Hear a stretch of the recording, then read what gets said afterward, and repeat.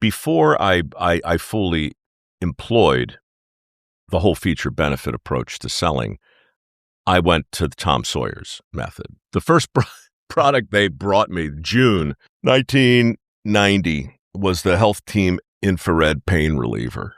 What the hell is this? I couldn't, it was midnight. I worked the overnight shift for years, and it looked like a flashlight with a little red glowing ball at the end of it from which infrared rays were emitted.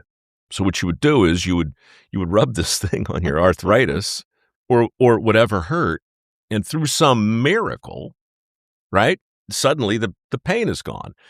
Now, you put yourself in my place. I'm 27 years old. I'm sitting there.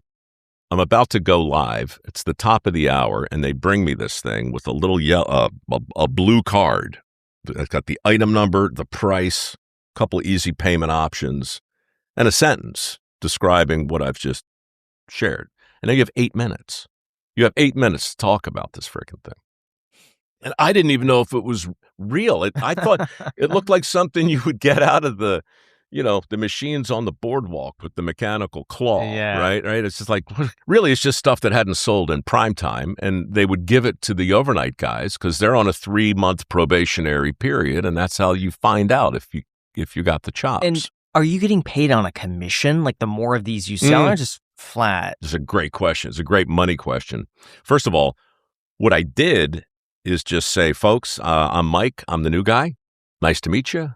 If you're just joining us, this is the Health Team infrared pain reliever. I've never seen one before. And I'll be honest with you, I'm a little nervous because I got 8 minutes to kill, but there's an 800 number on the screen. And if you call it and ask for Marty, the producer, he'll put you through, and maybe you can tell me how the hell this thing works on the air. Lines blew up. Like people were on hold to tell me how to do my job. And I was like, oh, this is great. To answer your question, no, back in those days, I don't know how they do it today, but you weren't paid on commission. But what they would do was send out these extensive surveys to the audience, and they ask their most loyal customers to evaluate each host based on all sorts of things that didn't have anything to do with sales. In a way, it was the opposite of commission, right? Do you trust them? Do you find them amusing? Would you trust them to do this or that? It's like a lot of trust questions. Would you like to hang out with them in real life? So the bonus was based on trust and likability, not sales. So when I realized that, I hijacked my 3-hour shift, and I didn't worry about selling at all, because back then the network was saying, don't worry about the sale. The programmers know what they're doing, and the items themselves are of quality. They'll sell themselves. Just talk about them, but your bonus will be based on your likability. And that, of course, was the recipe for a talk show. So how do you increase trust and likability? With humility. I don't know what this is or how it works. Somebody call and help me. So people call with that exact item and say like, oh, here's how you use it.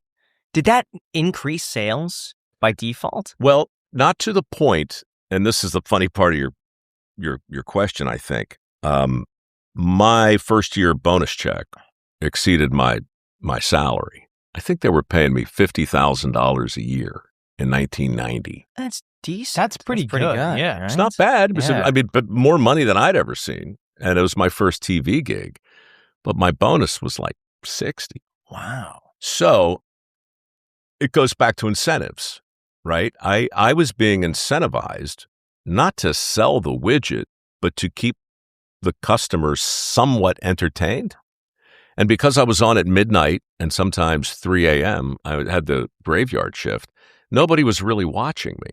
So I was largely unsupervised. My boss would look at the tapes the following day, but nobody really knew what I was doing in the middle of the night on the air 4 or 5 nights a week. And what I was doing was wildly inconsistent.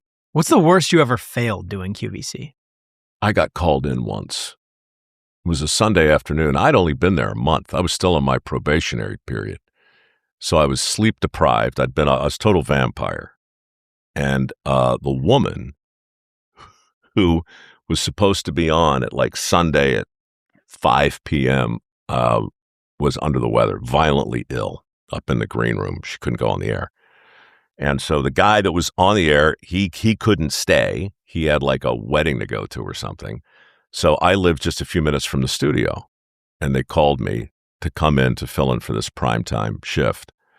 And when I got there, it was called the QVC dollhouse, and the whole stage was filled with collectible dolls, like sitting up all over the place. I didn't know people collected dolls. I thought it was just children. Well, I didn't think there were children up there, but I just was like, what do you mean the doll collector? And, the producer told me dolls are the third most collected thing in the country behind stamps and coins, I think. It's a big deal. I'm like, wow, what am I supposed to do?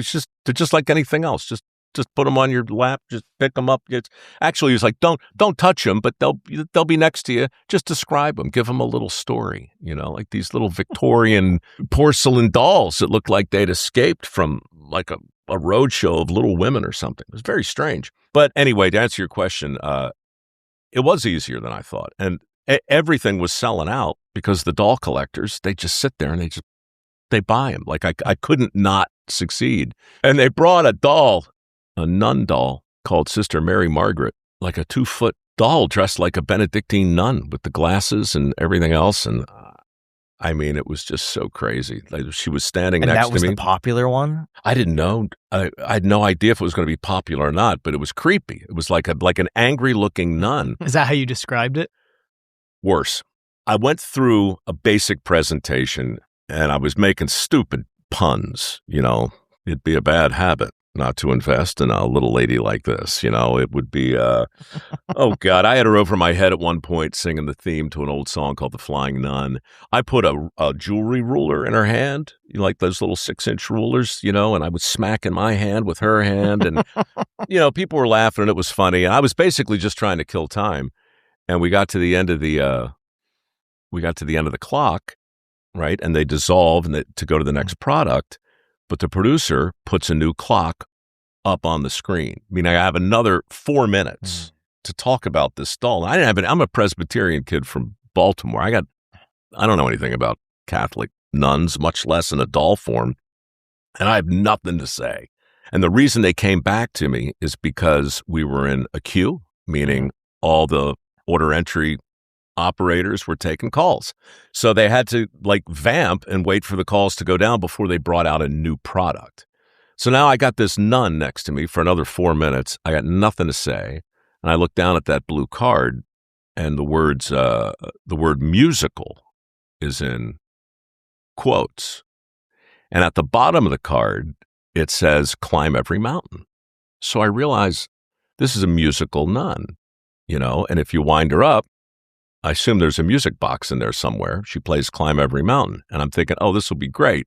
We can sing along. I'll do a sing along with Climb Every Mountain. What a great way to kill 4 minutes. And really quick, I just want to say that most people know that they should have an LLC, but they keep pushing it off because it sounds super complicated. Well, that's why we partnered with Northwest Registered Agent. They make the entire process so simple that you could just get it done today. For $39 plus state fees, Northwest forms your LLC and handles the state filings for you. You get your operating agreement, member certificates, and banking resolutions, which is all the paperwork that actually makes it official. And that's all that, plus a free domain, email, phone line, brand protection, and mail forwarding are bundled in so your business is ready to operate in the same day. And your home address never goes on the public record. Northwest uses their own address in your filings instead of yours. So if forming an LLC has been sitting on your to-do list for long enough, today is the day. Just go to northwestregisteredagent.com to get started. That's northwestregisteredagent.com, or click the link down below in the description to get your LLC filed. Thank you to Northwest Registered Agent for sponsoring this episode, and back to the podcast. So I realize this is a musical nun, and if you wind her up, I assume there's a music box in there somewhere. She plays Climb Every Mountain. And I'm thinking, oh, this will be great. We can sing along. I'll do a sing along with Climb Every Mountain. What a great way to kill 4 minutes. So I take the nun off the stand and I I put her in my lap and I reach for the winder, right, in her back, and it's not there, which is weird. Like, where else would you put a winder? Now, I'm on camera, basically like this, facing the thing, and my producer is freaking out because you're not supposed to touch the doll, especially, if it's a nun. It looks all like she's between my legs, and I'm looking for this winder, which I figure has to be somewhere on her back, but it's not. But it looks like I'm giving the nun a massage of some kind. So he's in my ear, like, dude, don't touch the nun. And there are 150 order entry people in front of me who are like riveted to their monitors because this is weird, dude. Like the new guy has a nun in his lap and he's rubbing her shoulders or something, and we don't quite know what to make of it. And I got to find this winder. Now it's personal. So the DP, director of photography, all automatic, switches from like this camera to another camera that has a tight shot of the nun in a light box. Right, so this is the duplicate display nun, where you get those long, slow tilts and pans of every little detail. So I'm off camera, but my mic is open. And now I can conduct the search for this winder properly. And I find it. I feel it, and it's sticking out. This is so jacked up.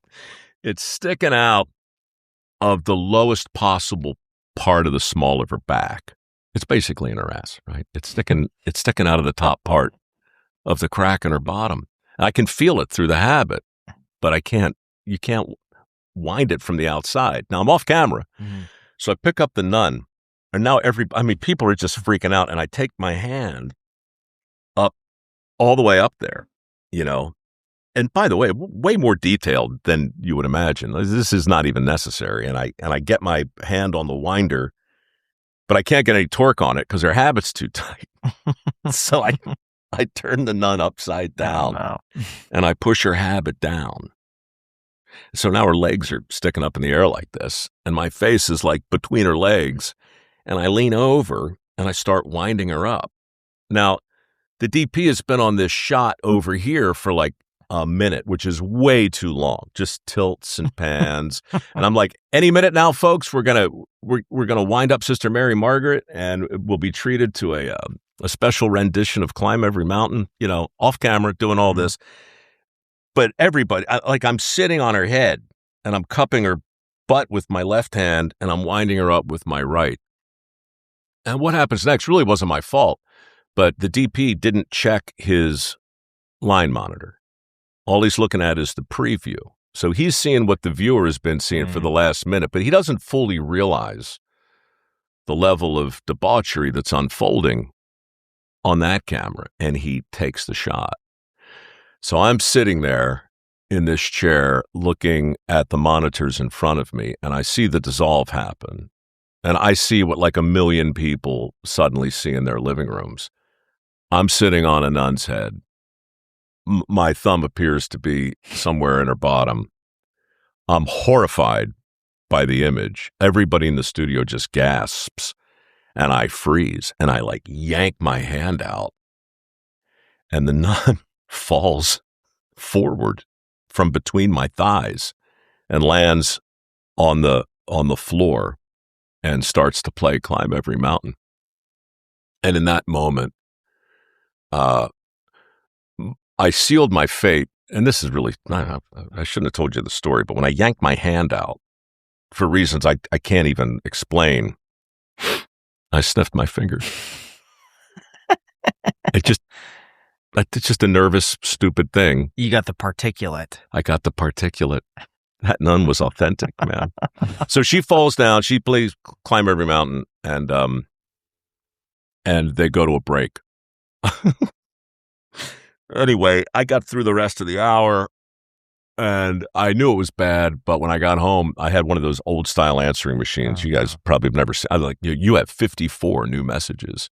And somewhere in those messages, my boss was saying, so yeah, I caught the show this afternoon. Why don't you come on in tomorrow and, pick up your check? So that was the first time I was fired from QVC for inappropriate relations with a porcelain nun.